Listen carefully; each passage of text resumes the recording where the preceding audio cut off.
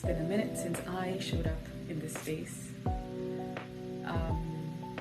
The last 2 weeks have been pretty heavy. I was in a whole other dark place, and that makes a lot of sense because we are celebrating the year's longest night today, the winter solstice. And as I was journaling about it right now, I was compelled to come share a few things. This night is all about meeting our darkness. There's always a guarantee that there will be light after that darkness. It's a time of renewal. It's a time of introspection. It's quite a powerful time. Instagram did not like me sharing the stories. It deleted stuff. Anyway, what I am trying to say is, on this longest night, this is our chance to think about, embrace, consider, introspect on the energy of darkness, the energy of resilience, the resilience that gets us through when times get tough, the energy of introspection.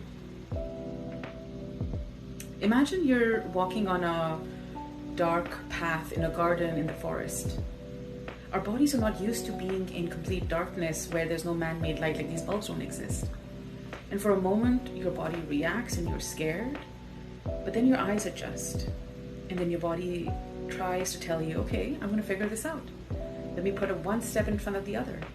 And slowly you start to find grounding and trust and faith in yourself as you navigate that dark path. It's quite similar to that right now. And solstice is also a celebration of the light returning. So now that the darkness has had its time, it's lived the longest life it's going to live this year, now we start to welcome the light back. So every day now, start to notice how if the sun is setting at 3:40, it's going to start setting at 3:41 and incrementing by a couple of seconds every day. Start to notice when you wake up in the morning, if it was absolute pitch darkness when you drive to work, maybe there'll be a glimmer of twilight. So it's really a celebration of light after the darkness has been acknowledged. So through introspection, we then, if you're stuck somewhere, if there are areas of your life that you're just keep finding yourself there over and over again, this is a great time to introspect into that. What areas do you keep stumbling down into? Yeah, I started rambling there a little bit, didn't I? I can do that. So the last thing that I want to mention here is that solstice is celebrated across the world in different cultures, but they always have a common denominator, which is they're worshiping the sun god.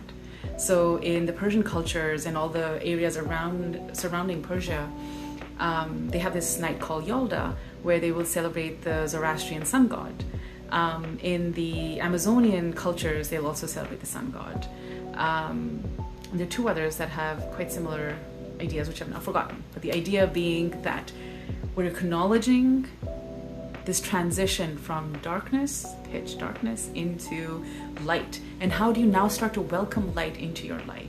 What are some of the ritualistic things you are planning on doing to acknowledge this shift?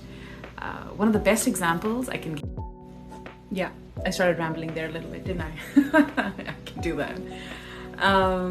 So the last thing that I want to mention here is that solstice is celebrated across the world in different cultures, but they always have a common denominator, which is they're worshiping the sun god. So in the Persian cultures and all the areas surrounding Persia, they have this night called Yalda, where they will celebrate the Zoroastrian sun god. In the Amazonian cultures, they'll also celebrate the sun god. And there are two others that have quite similar ideas, which I've now forgotten. But the idea being that we're acknowledging this transition from darkness, pitch darkness, into light. And how do you now start to welcome light into your life? What are some of the ritualistic things you are planning on doing to acknowledge this shift? One of the best examples I can... My phone died on me. Oh, also, boop, kitty. So the last thing I wanted to share was, what are some of the practices that you can do to mark and acknowledge these this time of transition. Something that I love doing and something that I've gotten accustomed to doing is the act of lighting a candle. So the second that you turn on what do you call that? How do you light a candle? Whatever the thing that you do to light a candle, when you turn that on and the flame comes out and then the wick gets lit, lighter, that's what it's called, gosh. Ritualize that moment of when the wick catches fire as what is that fire doing to you? What are you burning away, and what light are you shining on yourself?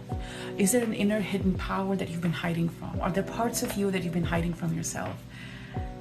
Use those micro minutes to ritualize that. Okay.